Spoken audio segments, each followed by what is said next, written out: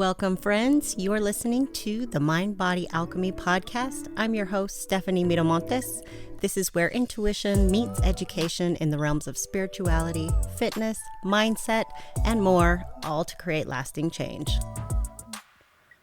Welcome back to the podcast, and thanks so much for being here. Today, I am going to talk about your family and why you don't overeat because of them. They are not sabotaging you. This goes for your friends as well. Overeating because of family stress, people pleasing, and all of this pressure is an excuse that you don't want to be buying into, and we're going to talk all about it. There are a couple of ways this shows up. People pleasing being a huge one, and using food and alcohol as stress tolerance is another.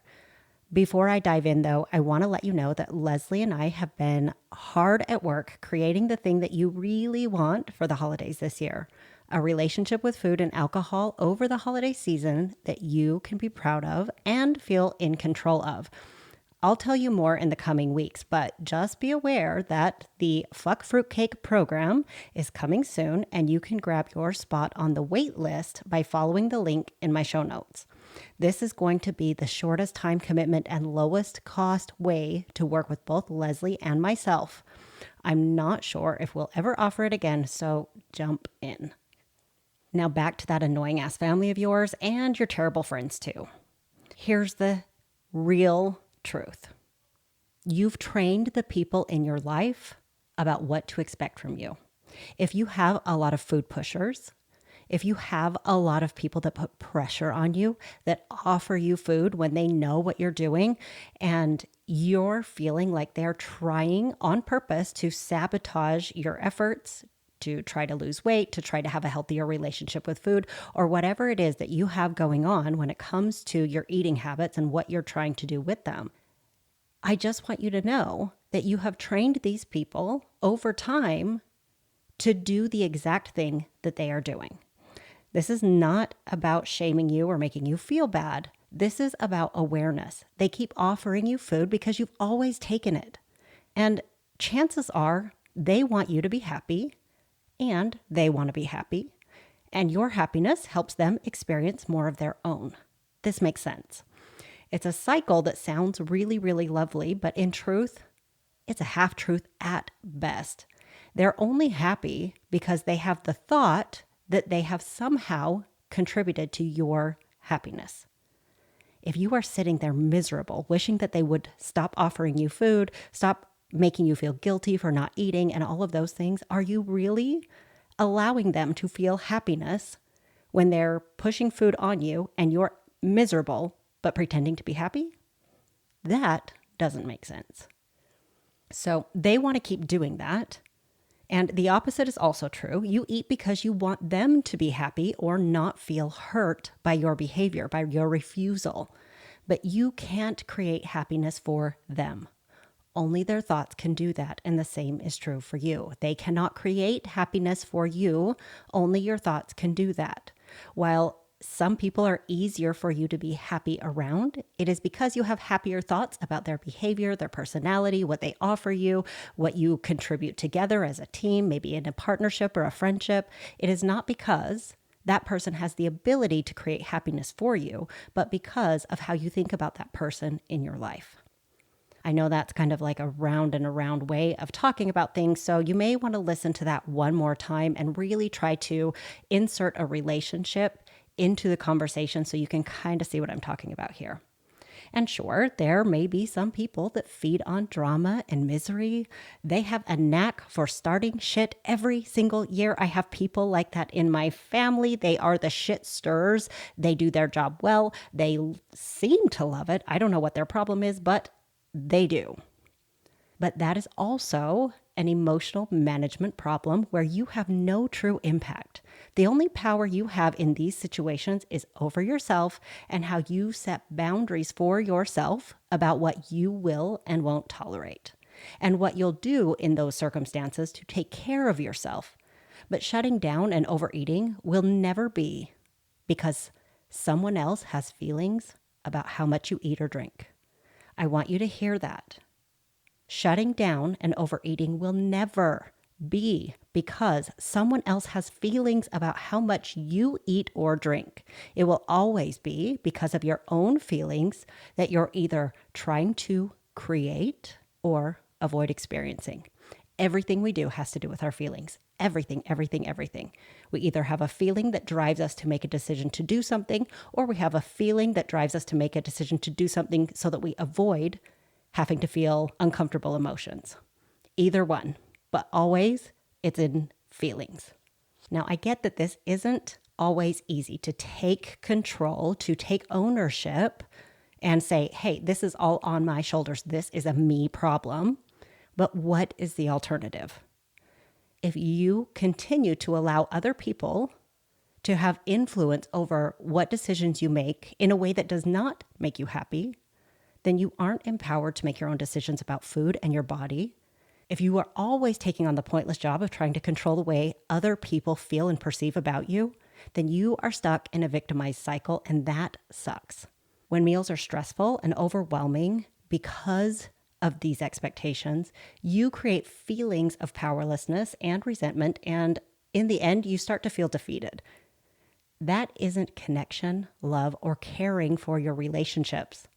I want you to think about relationships and why they're important to you. What do you actually want out of them? Do you want to feel powerless, defeated? Do you want to resent those people for doing what they are perceiving to be a kind thing, for wanting you to enjoy, participate? Or do you want to build connection, love, and care in those relationships, or something else? You get to choose the feelings that you want to have. That's the beauty of this. It's people pleasing and manipulation of their emotions in order to get them to see you in a certain and dishonest way when you just comply with their requests by shoving down your own emotional experience. Your intentions are good, they are, but the impact sucks. So what do we do with all this? Well, take a look at how you eat in ways that you wish that you didn't. Take a look at those ways that are related to how you are in relationship with someone else. So you have your own maybe snacking and picking and things like that that you're working on, but I'm talking specifically here about the ways that you eat around others, with others, that you wish you didn't. Do you snack on the sofa because your partner does? Do you take seconds when your mom plates them? Do you eat at parties, during meetings, or other events when you aren't hungry or you don't want to, just to avoid standing out or being called out or somebody asking you questions about why you're not eating or why you didn't finish your food or why you stopped drinking after a few drinks and you're not ordering another cocktail? What is your story around those people and how they influence your behavior? Now, look at what you blame on others and why it's so hard to change. Well, I don't want to hurt my mom's feelings. My husband will feel obligated to stop eating if I don't eat with him on the sofa, and I don't want to make him feel bad. My friends will feel judged if I don't drink and eat with them, or if I limit myself before they're done. They're going to think that I am judging them, looking down on them, belittling them. Write all of this down. This is important, right? So don't skip over. Now, if you're listening in your car, don't go writing things down in your car, but just make a mental note that this is an activity that you want to do on paper if this is something that you have struggled with.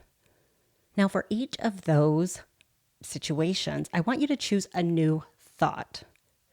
So using the examples I gave, I don't want to hurt my mom's feelings turns into something like, my mom wants to feel loved and appreciated. I can communicate that to her without overeating.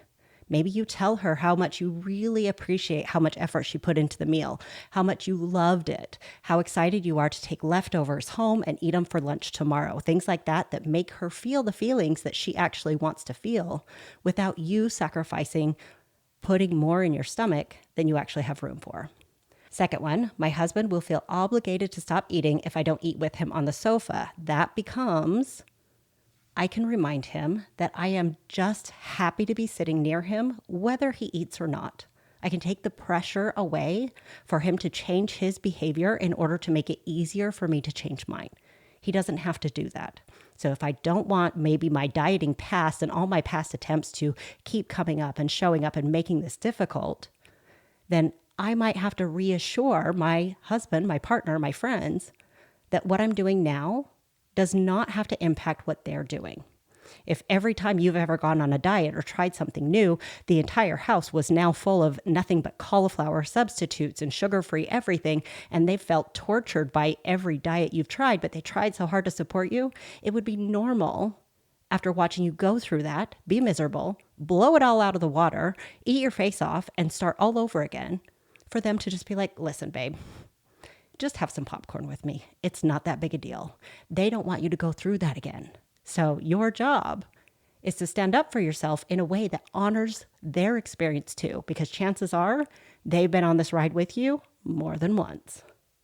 So my friends will feel judged, like I'm belittling them if I don't drink or eat with them, or if I set limits for myself before they're ready to stop.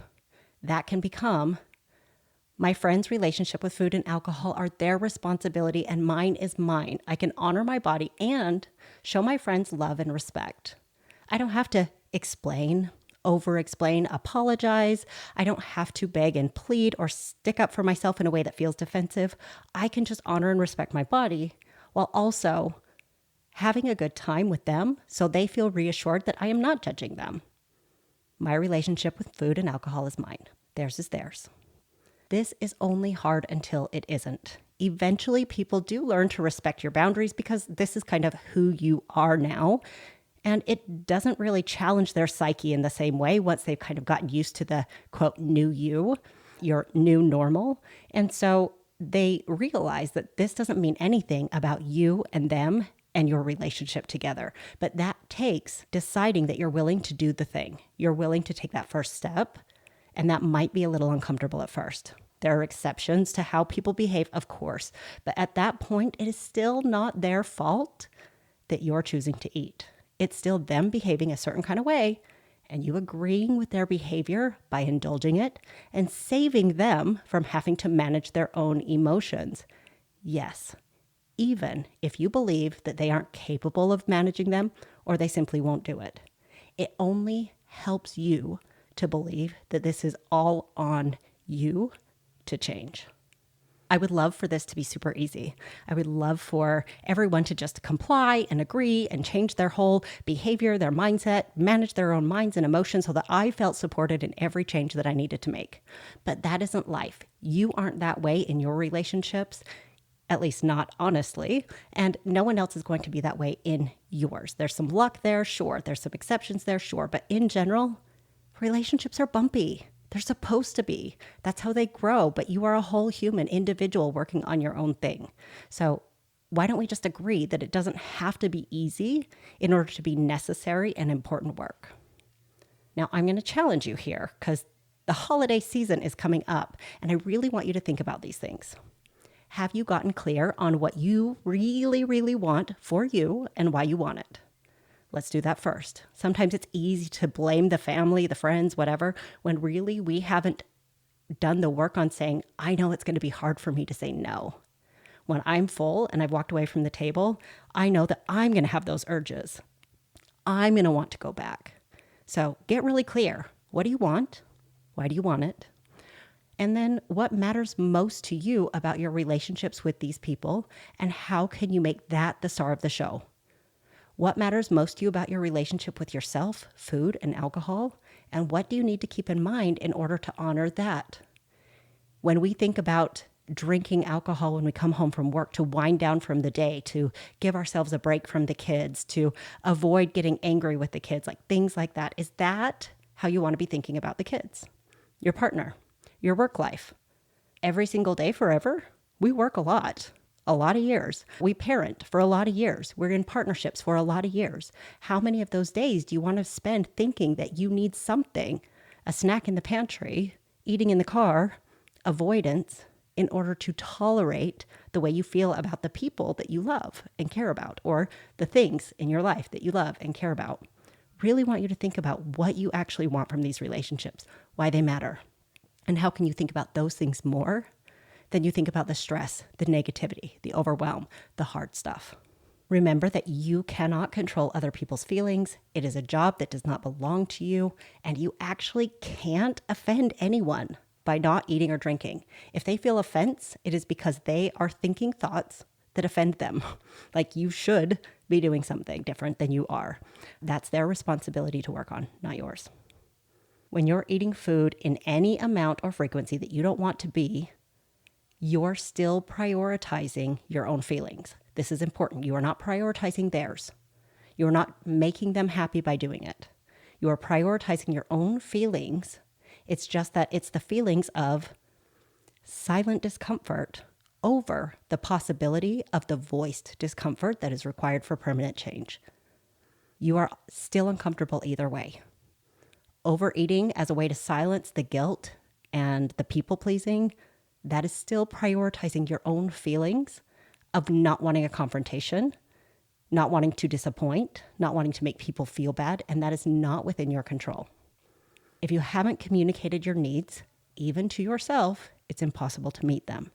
Give people what they need to be supportive, but then at that point, you got to let them off the hook when it comes to that being their responsibility. It isn't. You can ask for support. You can ask for it in a way that you need it, in a way that might be helpful, but no one is obligated to change their thoughts, their behaviors, or be more accommodating for your goals. That is all on you if you want to be successful. All right. I know I gave you a lot to think about, but that is all I have for you today. I would love to hear after you write these things down and do your thought turnarounds and see if you can kind of counter these thoughts in a way that honors and respects your relationships without dishonoring the relationship you have with you, with food, with alcohol, with all the things. I want to hear all about it. So shoot me a message and let me know if you found this helpful. If you enjoyed the episode, do the cool thing by rating and writing a review for the podcast. It helps me so much more than you know. Apple Podcast loves that shit when people let them know what they're interested in listening to, and they'll show this podcast to more listeners because of your help. It's a no-cost way for you to support me in this work, and that's to share it. So screenshot it, share it on social media, tag me so I can come by and say thank you so much. If you have any thoughts or questions on this episode, ideas for future episodes, or you just want to say hello, my inbox is always open for you. All of that contact information is in the show notes, and I'd love to hear from you.